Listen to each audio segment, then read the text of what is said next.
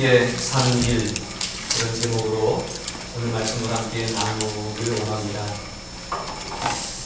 나만 사는 게 아니라 가족이 함께 살고, 나만 사는 게 아니라 교회가 함께 살고, 나만 사는 게 아니라 민족이 함께 사는,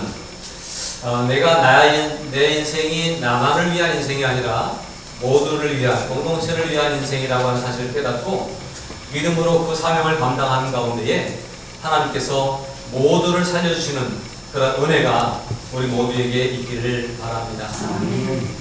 코로나 전국에 있습니다. 지난 한 주간 얼마나 고난하게 사셨습니까? 지금도 오늘 교회 괜히 왔나 혹시 그런 분들이 계실지 모르겠어요. 그만큼 지금 우리가 가까운 곳에서 사건들을 보고 있고 두려운 가운데 있습니다. 그러나 누누이 말씀을 드립니다만 우리 믿음의 사람들은 그 무엇도, 세상의 그 어떤 것도 두려워하지 말고 믿음으로 담대하게 헤치고 나가야 합니다. 앞에 그 무엇이 가로막는다 할지라도 주님을 의지하고 믿음으로 담대히 나아가는 거예요. 그것이 바로 우리들의 믿음인 줄로 믿습니다. 코로나가 온 세계를 뒤덮고 있는 이 마당에 코로나가 한 명도 발생하지 않은 나라들이 있답니다. 어떤 나라들이냐면 저기 태평양 한가운데 있는 조그만 섬나라들이에요. 이것은 나라가 작기도 하고 또 백성들의 숫자가 얼마 되지도 않기도 하고, 그래서 통제가 가능한 그런 점이 있습니다. 그래서 코로나가 딱 발생하니까 모든 외부로부터의 통제를 다 막은 거예요. 바다 한가운데 있으니까 누가 들어오지 못하는 거예요. 통제하면. 그래서 통제를 했는데 코로나 제로 국가로 지금까지도 이렇게 되어 있습니다. 이런 나라예요. 보이세요? 이 나라는 어떤 나라냐면 나우루 공화국이라고 하는 그런 나라예요. 참 아름답죠? 가고 싶으시죠? 기회가 되면 한 번씩 가보시기 바랍니다. 그 다음에 이런 나라도 있어요. 저 물하고 폭포하고 자연하고. 여기는 사모아라고 하는 나라입니다. 사모아. 또 어떤 나라가 있냐면 팔라우라고 하는 참 자연이 아름다운 그런 섬나라가 있습니다. 이 외에도 마살군도, 솔로몬 제도, 또 투발루, 통가 등등 한 10여 개의 나라가 코로나가 하나도 없는 나라가 되었다고 합니다. 그러니까 얼마나 편안하고 안심하겠어요? 저 나라 가서 살고 싶으신 분 혹시 계십니까? 잘 연구해 보시기 바랍니다. 근데 코로나가 잠깐 있다가 없어지는 게 아니라 이렇게 오래 지속되니까 이 나라들이 주로 살아가는 방식이 뭐냐면 저기서 무슨 농사를 짓겠어요? 공장을 하겠어요? 무슨 산업을 발전시키겠어요? 저 나라들은 주로 관광객을 유치해서 관광 수입으로 살아가는 나라들입니다. 그런데 이게 벌써 8개월, 9개월 코로나가 계속 확산되고 완전히 통제하고 되니까 관광객들이 와서 돈을 좀 쓰고 가야 그것을 가지고 먹고 살 수 있는데 이제는 코로나 때문에 죽는 게 아니라 굶어 죽을 것 같은 위기를 당하고 있다. 그런 상황이 지금 벌어지고 있다고 하는 거예요. 이걸 보면서 저는 그런 생각을 합니다. 코로나도 위험하지만 그래서 통제하고 그래야 되지만 또 통제하니까 이 먹을 게 없어서 이런 상황이 벌어질 수도 있겠구나. 그러니까 이것도 잘하는 것 같고 저것도 잘하는 것 같은데 여기도 문제가 있고 저기도 다 문제가 있구나 그런 생각을 합니다. 아마 우리나라도 지금 방역당국에서 오늘 2.5단계를 더 유지해야 될까 아니면 이제 그만하고 다시 2단계로 하향 조정해야 될까. 다행히 우리 충청북도는 2단계에 머물러 있습니다만 그래도 아직도 50인 이상 집합 금지가 되어져 있고 여러 가지 어려운 상황 가운데 있습니다. 아마 고심이 많을 거예요. 이걸 통제하자니 경제가 죽고 또 그냥 풀어주자니 경제를 사는 풀어주자니 코로나가 확산되고 이러지도 저러지도 못하는 상황 가운데서 방역당국이 정부가 굉장히 고심하고 힘들어하고 있을 줄로 압니다. 뿐만 아니라 모든 백성들이 다 마찬가지예요. 가게 문을 닫으라고 그러니까 굶어 죽을 것 같고 가게 문을 여니까 불안하고 장원에서 코로나가 발생하니까 장원 사람들이 광고 보는 게 겁나고 불안하고 장원 사람들하고 늘 어울려 살았는데 걱정되지 않습니까? 이게 우리들의 상한 현실이에요. 이것이 옳을까요? 저것이 옳을까요? 이러지도 저러지도 못하는 오늘의 현실을 우리가 살아가고 있다라고 하는 사실입니다. 이러한 때 참 이렇게 해도 문제, 저렇게 해도 문제라고 한다면 뭐 이렇게 하든 저렇게 하든 상관없어요. 그러나 그 속에서, 이 상황 속에서도, 저런 상황 속에서도 믿음을 굳게 잡고 믿음으로 승리할 수 있는 우리 모두가 되었으면 좋겠습니다. 오늘 우리가 읽은 창세기 43장 1절부터 15절 읽었는데 1절에 보니까 이렇게 말씀을 시작합니다. 그 땅에 뭐가 심했어요? 기근이 심했어요. 이미 7년 가뭄이 있어가지고 주변 나라들이 다 어려움 가운데 있고, 그 어려움 가운데에서 이 야곱과 그 야곱의 자녀들이 애굽에 가서 한번 곡식을 사다 먹었거든요. 그런데 그 사다 먹으면 끝날 줄 알았는데 끝나지 않고 지속되니까 이제 기근은 계속되고 있고 뭔가 나오는 건 없고 준비해 사다 놓은 것은 다 떨어지고 그런 상황이 벌어졌어요. 2절에 뭐라 했어요? 그들이 애굽에서 가져온 곡식을 다 먹었다는 거예요. 그러니까 이제 다시 살기 위해서는, 굶어 죽지 않기 위해서는 이제 애굽으로 다시 가야만 하는 그런 상황이 벌어진 거예요. 그러니까 아버지가 아들들에게 애굽으로 다시 가서 우리를 위하여 양식을 조금 더 사왔으면 좋겠다라고 그렇게 얘기를 합니다. 그걸 누가 몰라요? 아들들도 알고 있고 온 가족들이 다 애굽에 가면 양식이 있다는 걸 알고 애굽으로 가서 양식을 사오면 된다고 하는 것을 다 알고 있습니다. 그런데 가지 못하는 이유가 있지요. 왜요? 지난번에 갔을 때에 이 형제들이 누구를 거기다 잡혀두고 갔어요? 시몬을 거기다 잡혀두고 그러고 갔습니다. 그러면서 요셉이 뭐라고 그랬냐면 이 시몬을 데리고 가려면 너희 막내 동생 베냐민을 데리고 와야만 너희가 진짜인 줄 알고 너희 진실함을 인정해주고 그리고 그를 다 돌려 풀어주겠다 이렇게 얘기했어요. 그래서 그 얘기를 아버지한테 했더니 아버지 야곱이 어떻게 했어요? 옛날에 20년 전에 그 애지중지 키우던 요셉을 잃어버린 것 때문에 얼마나 마음에 상처를 안고 있습니까? 그런데 이제 또 그 동생 보고 그냥 희망을 가지고 살아가고 있는데 이 베냐민마저 데리고 가야 된다고 하니까 가서 살지 죽을지에 대한 확신이 없으니까 불안해서 못 주겠다는 거예요. 아들은 못 내놓겠고 곡식은 구해야 되겠고 이럴 수도 저럴 수도 없는 그런 상황 가운데 빠져 있던 차에 유다는 이렇게 얘기합니다.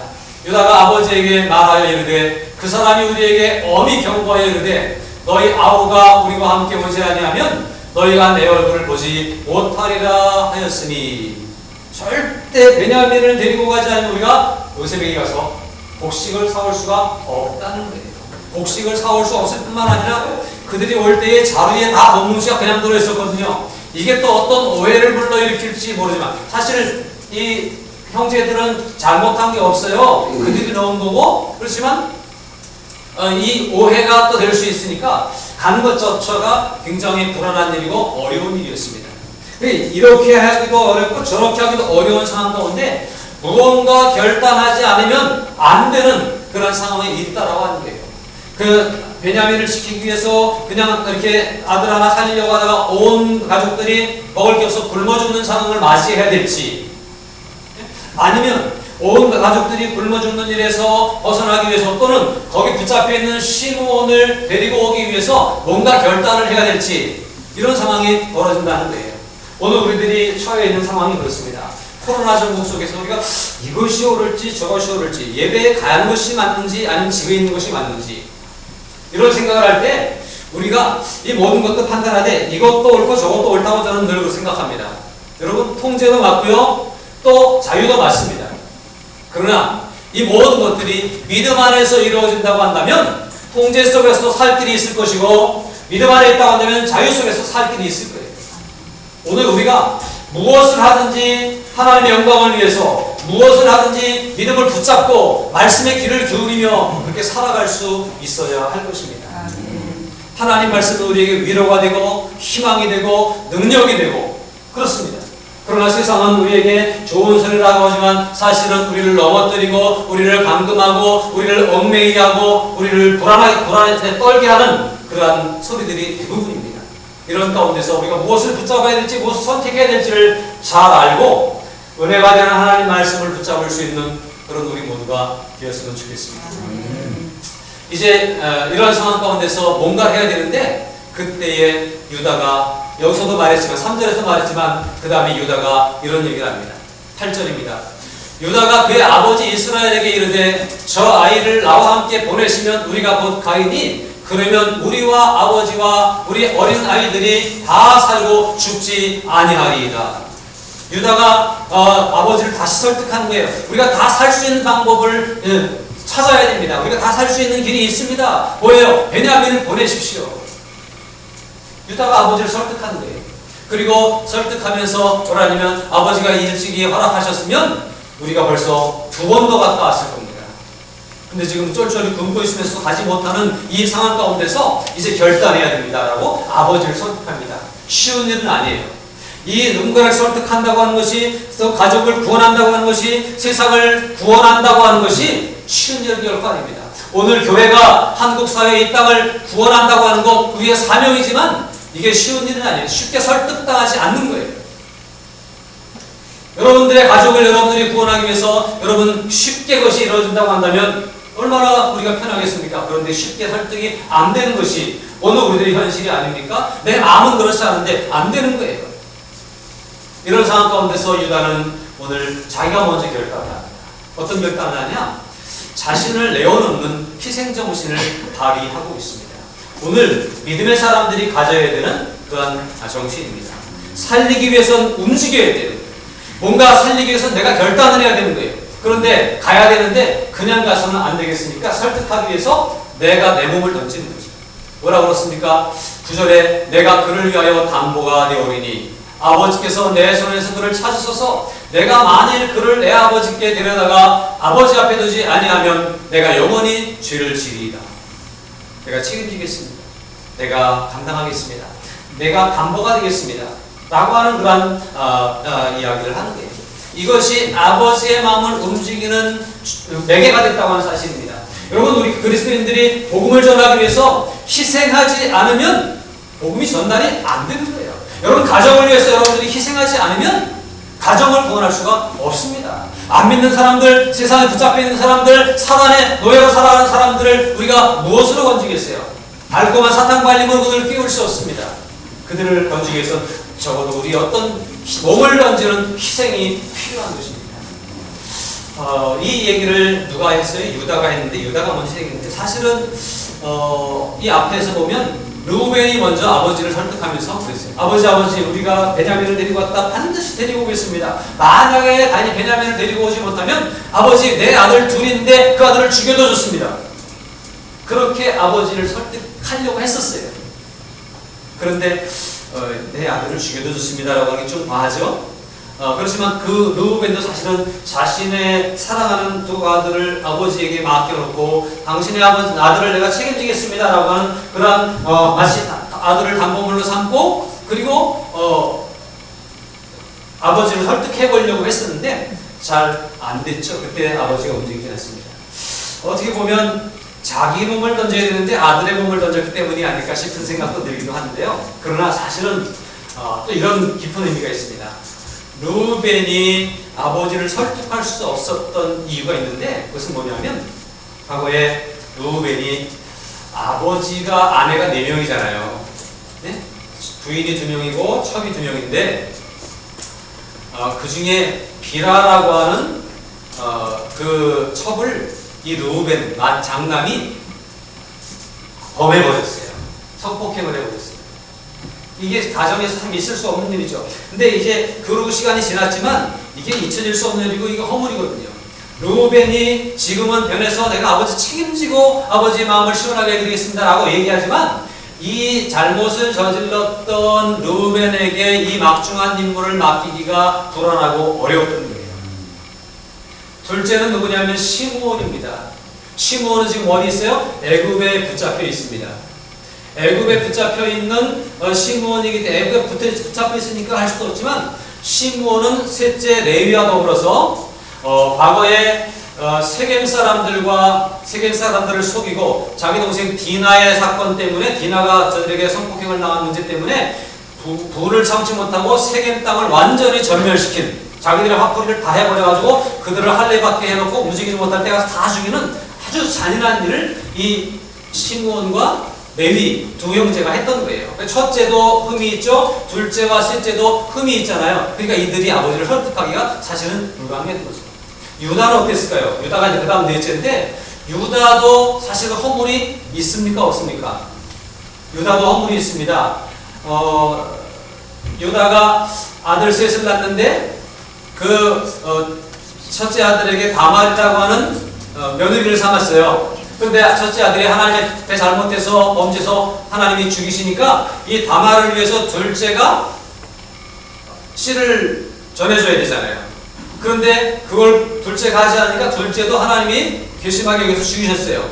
셋째 차례가 됐는데 유다가 다말을 만나면 내 아들이 다 죽는구나 라고 생각을 해서 셋째 아들을 이 다말에게, 며느리에게 주지 않습니다. 보내주지 않습니다. 그래서 나중에 여차여차해서 자기를 통해서 다말이 임신을 하게 되고 그 다음에 계보를 이어가게 되는 그런 일이 벌어지는데, 여러분, 이렇게 야비하고 자기중심적이고 자기의 이익을 위해서 하나님이 정해놓으신 법들을 따르지 않았던 유다였습니다만, 그러나 다말이 나중에 여차여차해서 이 사람으로부터 임신했습니다라고 하는 것을 전해드렸을 때 충격을 받았어요. 그리고 뭐라고 그럽니까? 다말이 내가 나보다 낫다, 내가 나보다 옳다라고 깨닫고 나름 회개한 부분이 있지 않는가 하는 생각을 합니다. 인생은 누구나 다 허물이 있습니다. 문제가 있습니다. 약점이 있습니다. 그러나 깨닫고 돌이키고 회개하는 사람을 하나님은 사용하시는 것이 아닌가 하는 생각을 오늘 저는 해보게 됩니다. 그래서 오늘 유다가 이제 깨닫고 돌이킨 이후에 자신을 담보하니 변화된 유다의 삶의 모습이 야곱의 마음을 감동시킬 수 있었고 움직일 수가 있었다라고 하는 거예요. 허물이 많은 사람들이 내가 앞으로 잘할게 라고 하는 것보다 그것이 변화되고 새로워진 모습으로 섬기는 사람들이 잘할게 라고 하는 말이 믿겨진다고 하는 거예요. 코로나 상황 가운데 한국교회는 굉장한 어려움을 겪고 있습니다. 어쩌면 이것이 우리가 억울하고 분한 일이기도 하지만 우리 스스로 입장에서 스스로 생각할 때 우리가 그동안 잘못한 것이 많았구나 라고 하는 그런 생각을 한번 해봐야 됩니다. 지난주에 떠돌아다니는, 요즘 이제 한 코로나와 연관돼서 많은 글들이 떠돌아다니는데 어떤 기도문 같은 것이 하나 있어요. 그 중에 그 앞부분에 이런 얘기 있어요. 하나님, 우리가 얼마나 말로 상처를 주고 말을 잘못 많이 했으면 하나님이 전 국민에게 마스크를 씌워놓고 좀 잠잠하라고 하십니까? 네? 우리가 얼마나 모이기만 하면 으르렁거리고 다투고 싸웠으면 하나님이 좀 거리 좀 두고 살아라라고 말씀하십니까? 네? 얼마나 우리가 하나님 앞에 진실한 예배를 드리지 못했으면 예배 집합 금지 명령을 내리셔서 다시 한번 예배에 대해 생각해봐라고 하십니까? 이런 기도문이 있더라고요. 그걸 보면서 제가 많이 느꼈어요. 오늘 우리 그리스도인들이 이런 생각을 가지고 스스로를 돌이키고 반성하는 그런 모습들이 있어야 됩니다. 우리는 그동안 온전한 예배를 드렸습니까? 우리의 말은 그동안 사랑의 말이었고 은혜의 말이었고 평안의 말이었습니까? 우리는 그동안 만나면 서로 격려해주고 위로해주고 북돋아주는 그런 돕는 자로 살았습니까? 아니면 으르렁거리고 살았습니까? 이런 곳에서 우리는 반성하면서 하나님 앞에 새로워졌을 때에 우리가 세상을 향해 말하는 소리들을 세상이 믿어주고 들어줄 거라고 하는 얘기예요. 교회가 무슨 얘기를 해도 이제 세상이 안 듣습니다. 여러분이 여러분의 가족들을 아무리 설득시키려고 해도 우리의 삶의 모습이 그렇지 못했기 때문에 우리를 안 보는 거예요. 안 들어주는 거예요. 못 믿는 거예요. 그러니 믿음을 던져주지 못했던 우리들의 모습으로 어떻게 그들을 구원할 수 있으며 가정을 변화시킬 수 있겠습니까? 우리가 이러한 상황 가운데 철저히 회개하고 자신을 돌아보고 더 겸손히 엎드릴 수 있길 바랍니다. 과연 내가 정말 하나님 중심으로 살았는가? 과연 나의 유익을 위해서가 아니라 많은 사람들을 위해서 내가 희생의 삶을 살았는가? 내가 어떻게 살았느냐에 따라서 내 말이 신빙성이 있는 것이고, 내가 잘못 살았다면 내가 아무리 이빠른 소리를 해도 신빙성이 없는 거예요. 그러니까 르우벤도 시므온도 레위도 감당할 수 없었던 그 일들, 물론 유다도 허물이 많았지만 그러나 유다가 나중에 깨닫고 돌이킨 이후에 유다뿐만 아니라 다른 형제들도 이제 이런 상황 가운데서 많이 변화가 일어나더라고요. 뒤에 가면은 다시 이제 베냐민을 데리고 가가지고 베냐민이 다시 또 누명을 써서 붙잡히게 됐을 때 아닙니다, 우리가 다 책임지겠습니다 막 이러는 거예요. 전에는 자기 동생이 미워서 팔아먹으려고 그랬잖아요. 팔아먹었잖아요. 그런데 그렇게 팔아먹었는데 아버지는 여전히 누구를 더 사랑하는지 아세요? 베냐민에게 요셉을 사랑했던 것까지 합쳐가지고 베냐민에게 더 사랑을 쏟고 있는 거예요. 우리가 굶어 죽게 생겼어도 베냐민을 내놓지 못하는 아버지의 모습인 거예요. 그런데 뒤에 가서 보니까 이 형제들이 아버지가 이 베냐민에게 목을 걸고 있고 이 베냐민을 그렇게 사랑하는 것을 우리가 다 인정합니다. 그런 걸 보면 이 형제들이 변한 거예요. 달라진 거예요. 이 변화된 모습, 달라진 모습으로 유다는 아버지를 설득합니다. 그러면서 내가 책임지고 있습니다. 나를 담보로 삼으세요. 그렇게 이야기를 하게 될 때에 아버지의 마음을 움직일 수 있는, 아버지의 마음을 감동시킬 수 있는 매개체가 되었다라고 하는 사실입니다. 사랑하는 여러분, 오늘 한국교회가 이 땅을 위해서 얼마나 지금 억울합니까? 그럼에도 불구하고 더 진실함을 갖추고 진실함으로 다가가면서 계속해서 그들을 감동시킬 수 있는 뭔가를 제공할 수 있는 교회가 되도록 힘쓰고 노력해야 할 것입니다. 그래서 이제 딱 끊어버리니까 이런 악한 마음이 들었었어요. 그러나 성경을 보면 볼수록 하나님 앞에 엎드리면 엎드릴수록 더 잘하라고 하는 음성이 들립니다. 우리가 그들을 정말 감동시킬 수 있는, 처음에는 안 믿어주겠지만 우리가 그들을 감동시킬 수 있는 행동이 필요하고 삶이 필요한데 앞으로 우리도 더 많은 것으로 섬길 수 있는 길들을 찾아가야 될 줄로 믿습니다. 이게 바로 뭐냐면 우리 믿음의 근간인 거예요. 마가복음에 보니까 인자가 온 것은 섬김을 받으려 함이 아니라 도리어 섬기려 하고 자기 목숨을 많은 사람의 대속물로 주려 함이니라고 우리에게 말씀합니다. 대속물로 주려고 한다니. 유다가 오늘 나를 담보물로 삼으세요, 나를 담보하겠나이다 라고 하는 그 얘기와 오늘 여기 예수님이 마가복음 10장 45절에서 대속물로 주려 함이라고 하는 그 말이 똑같은 말이에요. 예수님이 무엇을? 자기 몸을, 자기 생명을 많은 사람들을 위해 대속물로 주기 위해서 이 땅에 오셨다고 하는 거예요. 그러니 오늘 교회는 이 교회의 현 상황을 많은 사람들을 구원하기 위해서 이 세상에 내어 던질 수 있는, 담보가 될 수 있는 결단이 필요하다고 하는 사실입니다.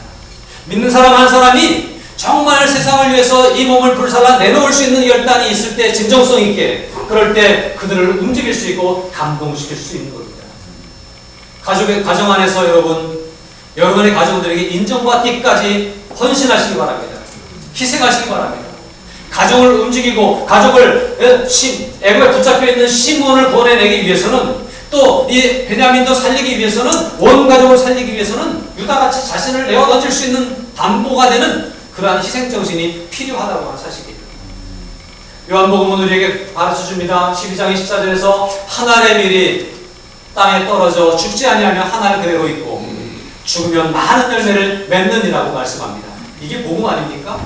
이게 복음에 입각한 성도의 삶이 아닙니까? 복음을 충실하게 지키는 교회의 모습이 아니냐 이거죠. 나 편하려고, 내가 싫은 소리 안 들으려고, 나 하나 좀 편안하게 살아보려고, 이런저런 말 안 들으려고 그냥 굴복하고 따라가고 세상에 그렇게 살아가기보다는 내가 복음 앞에, 주님 앞에, 떨어질 세상 앞에 진정 희생의 각오를 가지고 삶을 던질 수 있는 그러한 결단이 우리 안에 있어야 되는 것입니다. 희생이 무엇인지를 분명히 알고 희생의 마음을 품고 내가 희생해야 되겠다, 그리스도인은 희생하는 삶이다 라고 하는 생각을 가지고 살아갈 수 있기를 주님의 이름으로 간절히 부탁을 드립니다. 이 가운데 야곱의 마음이 움직였습니다. 이제 야곱이 생각을 달리합니다. 야곱이 하나님만 바라보는 믿음으로 변화되어집니다. 그동안에는 요셉을 애지중지하다가 요셉을 잃어버린 이후에는 이제 요셉도 없으니 베냐민밖에 없구나 하고 베냐민에게 온 힘을 기울이면서 베냐민만 사랑하는 그러한 야곱이었습니다.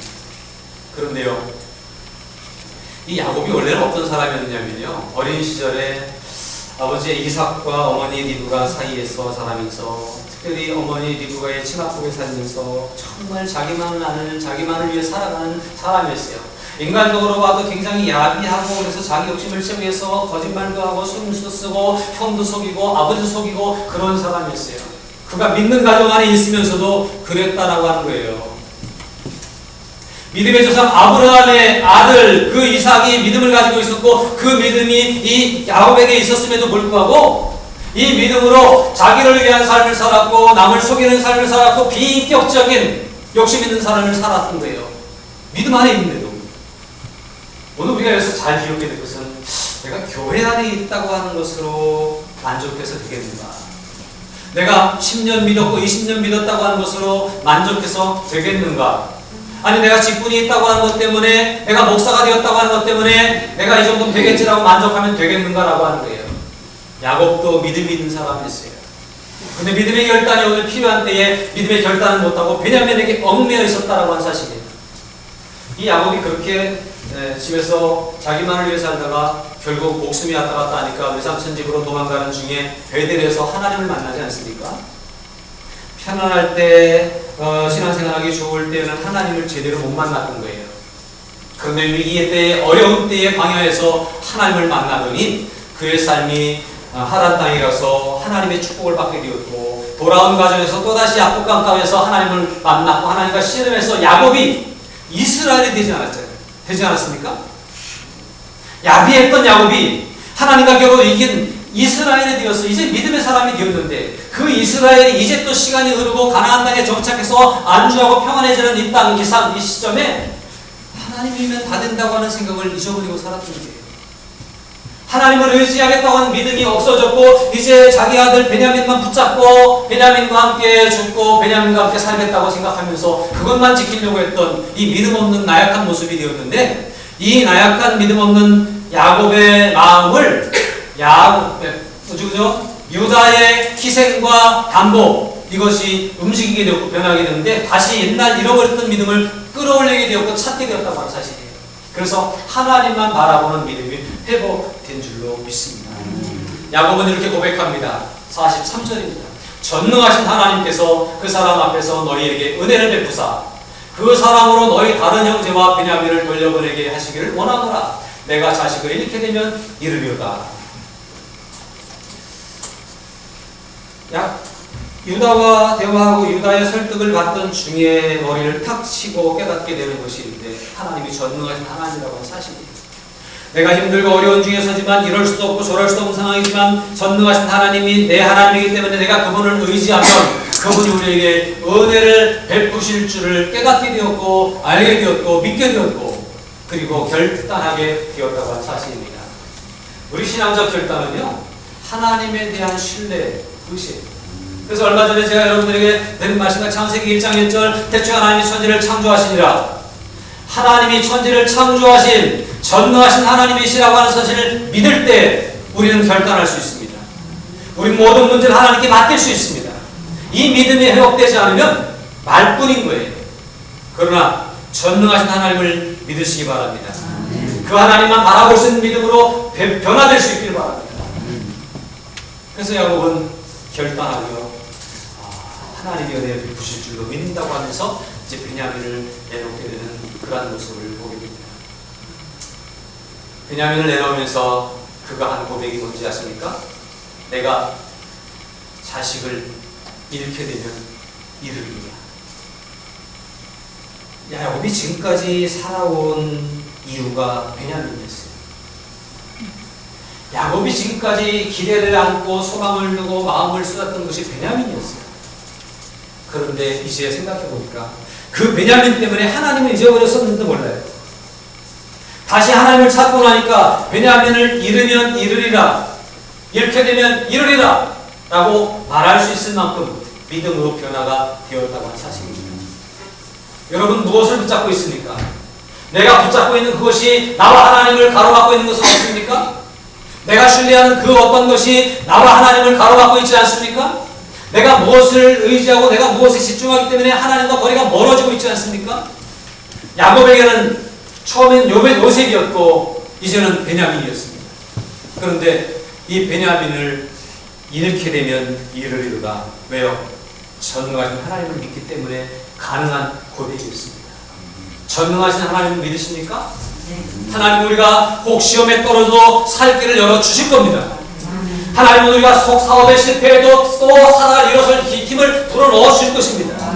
전능하신 하나님은 언제나 우리 편이시고 우리에게 길을 열어주시는 하나님이십니다. 야곱이 이것을 깨달았던 거예요. 그래서 이렇게 되면 이르리로다. 이 고백은 마치 욥의 고백과 같아요. 욥기 1장에 보니까 이르되 내가 못해서 알몸으로 나와 싸울즉 또한 알몸이 그리로 돌아갈 불지라. 주신 이도 여호와시요 거두신 이도 여호와시오니 여호와의 이름이 찬송을 받으실지니이다. 욥이 가지고 있던 것을 다 뺏기고 자식까지 다 잃어버린 후에 했던 고백이에요. 주신 이도 여호와시고 걷어가시는 이도 여호와시니 이래나 저래나 하나님만 찬송하겠다고 그렇게 욥은 고백하고 있습니다. 오늘 우리에게 있는 것이 있다면 이것도 하나님이 주신 것입니다. 혹 또 잃어버려진다면 그것도 하나님의 뜻일 것입니다. 하나님의 계산이 있으실 것이고 계획이 있으실 것이고 하나님의 뜻이 그 속에 담겨져 있을 것입니다. 코로나도 하나님의 뜻이 그 속에 분명히 있을 것입니다. 그러므로 하나님을 전적으로 신뢰할 수 있는, 전능하신 하나님을 의지할 수 있는 그런 믿음에 설 수 있어야 됩니다. 오늘 야곱의 할아버지 아브라함도 100세에 얻은 아들 이삭을 애지중지 키우고 있었습니다. 그런데 그가 청년쯤 되었을 때에 하나님이 아브라함의 마음이 그리로 자꾸 쏠리는 것을 보셨을까요? 아브라함의 마음이 자꾸 이삭에게 그냥 애지중지하면서 눈에 넣어도 아프지 않은 아들 때문에 그 마음을 뺏기고 하나님을 자꾸 잊어버렸기 때문일까요? 우리가 돈을 사랑하듯이, 우리가 사업을 사랑하듯이, 우리가 어떤 다른 일을 사랑하듯이 자꾸 마음을 뺏기는 것 때문에 하나님은 너 그 독자 이삭을 모리아산에 가서 번제물로 드려라 라고 말씀하십니다. 그런데 놀랍게도 아브라함은 두말하지 않고 이 일을 결단하고 단행을 하게 되죠. 왜 그랬을까요? 하나님이 알아서 하실 줄을 알았기 때문입니다. 100세나 되었었는데 100세나 되어서 자녀를 낳을 수 없는 아브라함에게 90세나 되어서 도저히 아이를 낳지를 못하는 사라에게 아들을 낳게 하셨고 대를 잇게 하신 하나님이 지금 또 다른 말씀하신다 해도 또 하실 줄을 믿었기 때문에 아브라함은 결단할 수가 있었던 겁니다. 이게 하나님을 믿는 거예요. 경험한 사람은, 하나님이 어떤 분인지를 과거에 경험했던 사람은 그 경험을 되살려서 다시 한번 우리의 믿음을 회복할 수 있어야 됩니다. 어떤 특별한 경험이 없다 할지라도 하나님이 천지를 창조하심을 믿고 우리를 구원하심을 믿는 믿음이 있다면 그 믿음이 식어지지 않았는지, 그 믿음이 오늘 무엇에 가려져 있지 않은지를 돌아보면서 찾아내고 회복할 수 있길 바랍니다. 하나님만 전적으로 의지하는 믿음이 나를 살리고 가족을 살리고 민족을 살릴 수가 있는 겁니다. 에스더는 왕궁의 왕후로 있으면서 자기 민족이 죽어가는 모습을 그냥 지켜만 볼 수 없어서 모르드게에게 설득당한 후에 죽으면 죽으리라 라고 결단하고 고백하면서 왕에게 나아갑니다. 내가 죽더라도 하나님 안에서 죽으면 그것이 복입니다. 그러니 죽으면 죽으리다 라고 결단할 수가 있었던 거예요. 그래서 그는 나아가는데 하나님은 역사하셨습니다. 이것이 오늘 우리가 가져야 되는 하나님에 대한 신앙입니다. 하나님이 먼저여야 됩니다. 물질보다 하나님 먼저여야 됩니다. 자녀보다 하나님이 먼저여야 됩니다. 내가 신뢰하는 그 사람의 말보다 하나님이 먼저여야 되고 어쩌면 오늘 이 땅 가운데 정부의 방침보다 하나님이 먼저이어야 할 것입니다. 물론 그것을 거역하라, 그것을 어떻게 하라라고 하는 얘기가 아닙니다. 과연 하나님 안에서 이 일이 이루어지고 있는가라고 하는 거예요. 이 믿음으로 오늘 우리에게 당한 모든 일들을 감당할 수 있고 이길 수 있기를 바랍니다. 그럴 때 하나님 우리 가운데 역사해 주실 것입니다. 모두가 사는 믿음이 자신을 내어놓는 희생입니다.